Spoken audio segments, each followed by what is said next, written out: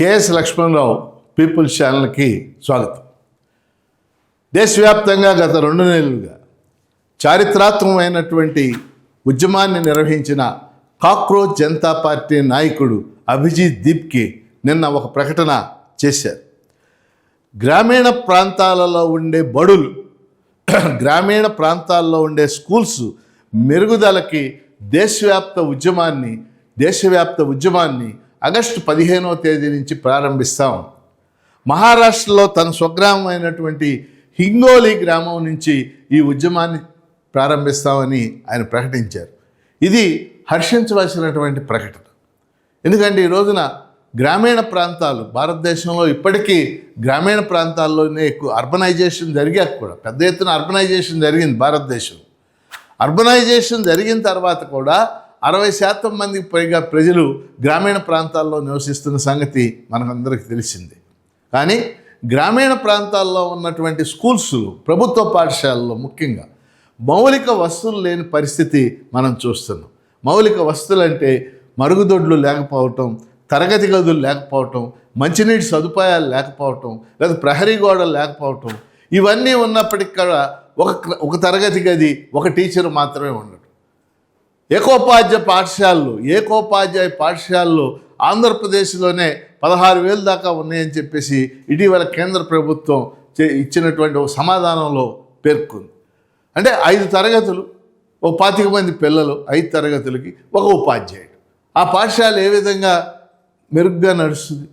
అందుకని ఇవాళ గ్రామీణ ప్రాంతాల్లో ఉన్నటువంటి పాఠశాలల్లో ముఖ్యంగా క్రమక్రమంగా ప్రభుత్వ పాఠశాలలో పిల్లలు తగ్గిపోతున్నటువంటి పరిస్థితిని మనం చూస్తూ ఉన్నాం. ఆ పాఠశాలలు మెరుగుపడాలని అందరం గ్రామీణ పాఠశాలలో, నేను కూడా గ్రామీణ పాఠశాలలో చదువుకున్న విద్యార్థిని, మెరుగుపడాలని చెప్పేసి మనం కోరుకుంటున్నాం. అందుకని కాక్రోచ్ జనతా పార్టీ అభిజిత్ దీప్కే చేసిన ప్రకటన ప్రకారం రేపు ఆగస్టు 15వ తారీఖున దేశవ్యాప్తంగా అన్ని గ్రామాల్లో కూడా గ్రామీణ బడుల మెరుగుదల అనేటటువంటి ఉద్యమాన్ని ప్రారంభిస్తున్నామని ఆయన చెప్పాడు. దీనిలో భాగంగా తల్లిదండ్రులను కూడా కలిసి, తల్లిదండ్రులను కూడా ఇన్వాల్వ్ చేసి ఒక సామాజిక తనిఖీ అంటే సోషల్ ఆడిట్ అన్నమాట. సోషల్ ఆడిట్ అంటే ఏమిటి? ఆ తల్లిదండ్రులు వాళ్ళని కూడా స్కూల్కి తీసుకెళ్ళి ప్రత్యక్షంగా వాళ్ళ దగ్గరే ఏమున్నాయి, ఈ పాఠశాలలో వసతులు ఏమున్నాయి, ఏమి లేవు, ప్రభుత్వాన్ని మనం ఏం అడగాలి అనేటటువంటిది వాళ్ళు చేయదలుచుకున్నటువంటి అంశం. నా వరకు ఇది ఒక మంచి ఉద్యమంగా నేను భావిస్తూ ఉన్నాను. అందువల్ల మనం కూడా ఇటువంటి ఉద్యమాలని బలపరచాల్సినటువంటి అవసరం ఉంది.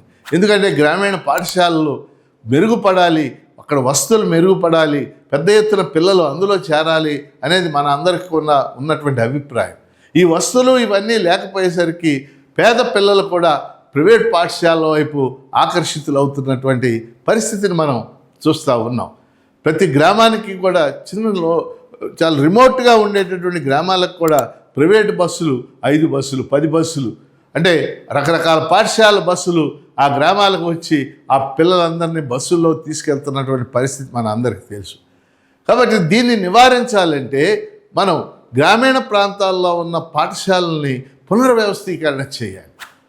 హై స్కూల్స్ ఏ విధంగా అయితే ఇవాళ అనేక వసతులతో ఉన్నాయో, ముఖ్యంగా ఎలిమెంటరీ పాఠశాలలు అంటే 1 నుంచి 5 కానీ 1 నుంచి 8 తరగతికి ఉన్నటువంటి పాఠశాలని జాతీయ విద్యా హక్కు చట్టం ప్రకారం ఎలిమెంటరీ పాఠశాలలు ఉంటాయి. ఎలిమెంటరీ పాఠశాలలు ఒక 200 మంది 300 మంది పిల్లలతో కళకళలాడేటటువంటి పాఠశాలల సంఖ్య చాలా తక్కువగా ఉంది. మౌలిక వసతులు చాలా తక్కువగా ఉన్నాయి. అందుకని